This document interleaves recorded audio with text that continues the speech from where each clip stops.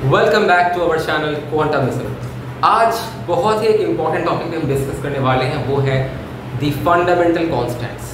कभी आपने सोचा है इलेक्ट्रॉन का जो मास है या फिर इलेक्ट्रॉन का जो चार्ज है वो हमेशा कांस्टेंट रहता है, चाहे वो इलेक्ट्रॉन धरती में क्यों ना हो, या फिर वो इलेक्ट्रॉन किसी मिल्की वे गैलेक्सी के किसी दूसरी तरफ क्यों ना हो, या फिर वो इलेक्ट्रॉन किसी एंड्रोमेडा गैलेक्सी का क्यों ना हो, या फिर इलेक्ट्रॉन यूनिवर्स में कहीं पर भी हो, उसका मास, उसका चार्ज हमेशा सेम रहता है, वो कांस्टेंट रहता है, वो कभी चेंज नहीं करता। सिमिलरली क्वार्ट्ज, जिससे कि प्रोटॉन बना है, उसके भी मास और चार्जेस सेम रहते हैं। अब क्वार्ट्ज के भी अलग अलग कैटेगरीज हैं, तो उसके कैटेगरी के हिसाब से उसके मास और चार्ज सेम रहते हैं।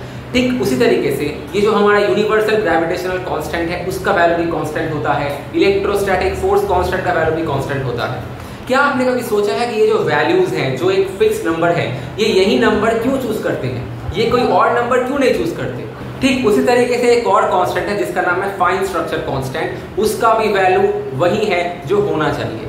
अब सवाल ये उठता है कि हमारे यूनिवर्स में जितने भी कांस्टेंट्स हैं, चाहे इलेक्ट्रॉन का मास हो, प्रोटॉन का मास हो, या फिर बाकी और कांस्टेंट्स हो, इनके वैल्यूज एक स्पेसिफिक वैल्यूज ही क्यों हैं?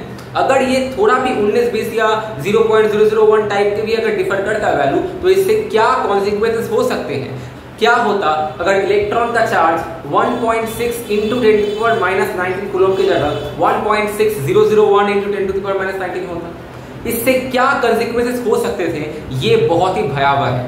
यूनिवर्स में अभी तक हमने जो भी कांस्टेंट वैल्यूज स्टडी किए हैं, अगर उन वैल्यूज का थोड़ा सा भी हल्का डेविएशन दिखे तो यूनिवर्स शायद एग्जिस्ट ही नहीं करता। यानी कि हमारा जो यूनिवर्स है ये काफी ज्यादा फाइन ट्यून्ड है। ये यूनिवर्स, ये फिजिक्स का एक बहुत बड़ा मिस्ट्री है कि हमारा यूनिवर्स इतना फाइन ट्यून्ड क्यों है।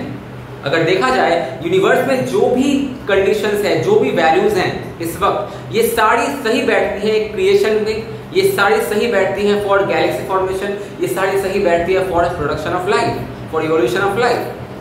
सोच के देखो, अगर कोई ऐसा यूनिवर्स हो जहां पे इलेक्ट्रॉन का मास वो ना हो जो अभी हमारे यहाँ पे है, या फिर प्रोटॉन का मास वो ना हो जो अभी हमारे यहाँ पे है, तो शायद वो यूनिवर्स एग्जिस्ट ही नहीं करेगा, या फिर अगर एग्जिस्ट करता भी है तो उसके लॉस बिल्कुल अलग अलग होंगे। तो इसी से आता है मल्टीवर्स का एक कॉन्सेप्ट। कुछ थ्योरीज ऐसी हैं जो ये सजेस्ट करती हैं कि ऐसा नहीं है कि हमारा यूनिवर्स ये फाइन ट्यूनिंग है because of some godly phenomena, बल्कि ऐसा हो सकता है कि यूनिवर्स जो है ये कई सारी हैं और कई सारी यूनिवर्स क्रिएट होती हैं और डिस्ट्रॉय होती हैं। जिस यूनिवर्स में कंडीशंस राइट मिलता है, यानी कि सारे कांस्टेंट सही बैठते हैं, वही यूनिवर्स स्टेबल होता है और वहां लाइफ एग्जिस्ट कर सकता है। बाकी के जो यूनिवर्स जहां पे कांस्टेंट के वैल्यू वो नहीं है जो यहाँ पे हैं, वो सारे यूनिवर्स लगातार डिस्ट्रॉय होते रहते हैं, यानी कि उन्हें स्टेबिलिटी नहीं मिलता।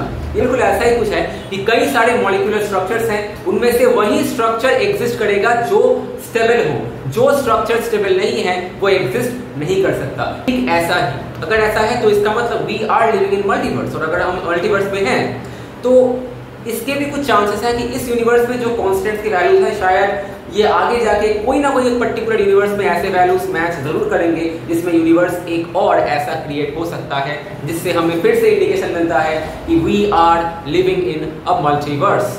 मल्टीवर्स का कॉन्सेप्ट आपने स्पाइडरमैन में देखा हो, आपने एवेंजर्स में देखा होगा, पर क्या वैसा है या नहीं ये तो हम नहीं कह सकते, पर इतना जरूर श्योर हो कि मल्टीवर्स शायद है। क्योंकि आप देखो, एक टाइम पे ऐसा था कि हमें लगता था कि अर्थ जो है वो सेंटर है और सन जो है वो अर्थ के चारों तरफ घूमता है।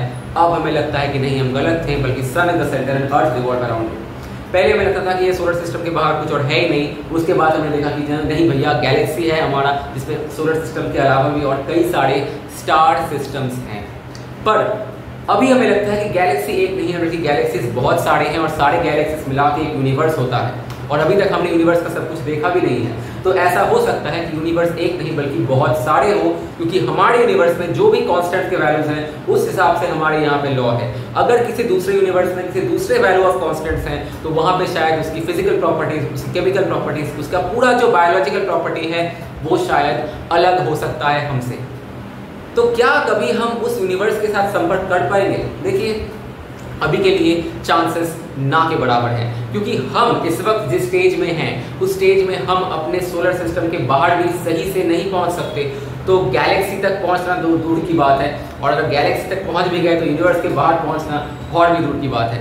शायद हमारा ह्यूमन बॉडी वैसे तैयार ही नहीं हुआ कि हम उस सिचुएशन को झेल सके, बट हु नोज, अगर हमारी जो इस वक्त करेंट सिविलाइजेशन है, अगर ये और अगले 10,000 सालों तक बिना जंग लड़े सरवाइव कर जाती हैं, बिना अपने आप को डिस्ट्रॉय किए सरवाइव कर जाती है, तो शायद हम ये सब मिस्ट्रीज सुलझा सकते हैं। पर अगर ऐसा हुआ कि अगले 2-3 हज़ार में कोई एक जंग छिड़ गई, न्यूक्लियर वॉर हो गया, तो वापस हम उसी पॉइंट में चले जाएंगे जिस पॉइंट से हमने शुरुआत की थी, या फिर हमारा जो इंसानियत का एग्जिस्टेंस है वो ही खत्म हो जाएगा।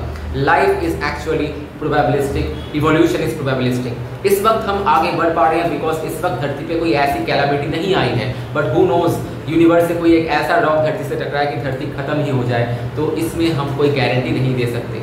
तो इससे भी एक इंडिकेशन मिलता है कि गॉड मे नॉट एग्जिस्ट, क्योंकि अगर गॉड एग्जिस्ट करता तो सब कुछ परफेक्ट होता, पर सब कुछ परफेक्ट नहीं है। आप सोच के देखो, अगर भगवान यहाँ पे एग्जिस्ट करते और भगवान इस पूरे यूनिवर्स को डिजाइन करते तो यूनिवर्स के हर प्लेनेट पे लाइफ होता, पर ऐसा नहीं है।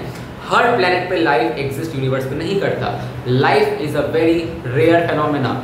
जैसे कि जुपिटर, सैटर्न, मार्स, यहाँ पे लाइफ एग्जिस्ट नहीं करते हैं because they are not giving that suitable condition for life. हमारा जो अर्थ है वो एक ऐसे जोन में आता है जिसमें उसे परफेक्ट एनर्जी भी मिलती है और परफेक्ट एटमॉस्फेयर बनने का उसे कंडीशन भी मिलता है। तो आप कह सकते हैं कि अर्थ में वो सारे राइट कंडीशंस हैं जो लाइफ को सपोर्ट करने के लिए ज़रूरी है। ऊपर से अर्थ में भी लाइफ जब ग्रो करता है तो वो धीरे धीरे ग्रो करता है, धीरे धीरे इवॉल्व करता है। हमारे इस लेवल के इंटेलिजेंस को आने में करोड़ों साल लग गए, जिससे ये साफ है कि एक तो लाइफ बहुत ही रेयर फिनोमेना है यूनिवर्स में, और साथ ही साथ ये जो ह्यूमन इंटेलिजेंस है ये भी काफ़ी ज़्यादा रेयर है। तो इससे ये साफ पता चलता है कि गॉड ने यूनिवर्स को डिज़ाइन नहीं किया, बल्कि universe is a result of probabilistic creation and destruction. कई सारे यूनिवर्स हैं जो क्रिएट होती हैं, डिस्ट्रॉय होती हैं, क्रिएट होती है, डिस्ट्रॉय होती हैं। As far if we go towards probability, कुछ केसेस में, कुछ यूनिवर्सेस में शायद कुछ ऐसे राइट कॉन्स्टेंट्स मिल गए हो जो कि हमारे यूनिवर्स में यहाँ पे है, जिसकी वजह से ये यूनिवर्स स्टेबल हो गया, सर्वाइव कर गया और लाइफ ग्रो कर गया। अगर आपको ये वीडियो पसंद आया हो तो इसको लाइक जरूर करना, शेयर जरूर करना, सब्सक्राइब जरूर करना, क्योंकि मैं आपको वो बाकी चैनल की तरह ज्यादा टेक्निकल डिटेल्स नहीं देता, बल्कि आपको एक समरी में देता हूँ ताकि आप इजीली चीजों को समझ सको, ताकि आप अपने सोच को बढ़ा सको, आप अपने क्रिएटिव माइंडसेट को थोड़ा आगे बढ़ा सको। तो आज के लिए इतना ही, मिलते हैं अगले वीडियो में किसी अगले एपिसोड के साथ। तब तक के लिए चैनल को सब्सक्राइब करना, वीडियो को लाइक करना और हाँ, नोटिफिकेशन बेल दबाना बिल्कुल भी मत भूलना। बाय।